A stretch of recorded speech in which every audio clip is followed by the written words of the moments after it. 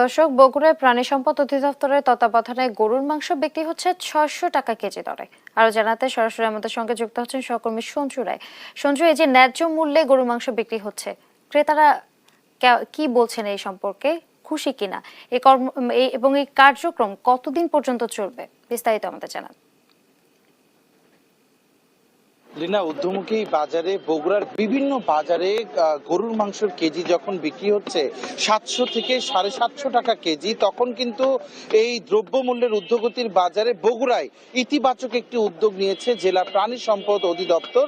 বেসরকারি একটি উন্নয়ন সংস্থা রোসার গ্রো আপ মিট প্রজেক্টের মাধ্যমে গেল ২ মাস যাবত তারা কিন্তু ৬০০ টাকা কেজিতে স্বাস্থ্যসম্মত ষাঁড় গরুর মাংস কিন্তু প্রতি শুক্রবার বিক্রি করছে। এবং যে মাংস কিনতে নিম্নবিত্ত থেকে শুরু করে মধ্যবিত্ত অনেক মানুষ সকাল থেকে কিন্তু এই শহীদ খোকন পার্কের সামনে তারা লাইন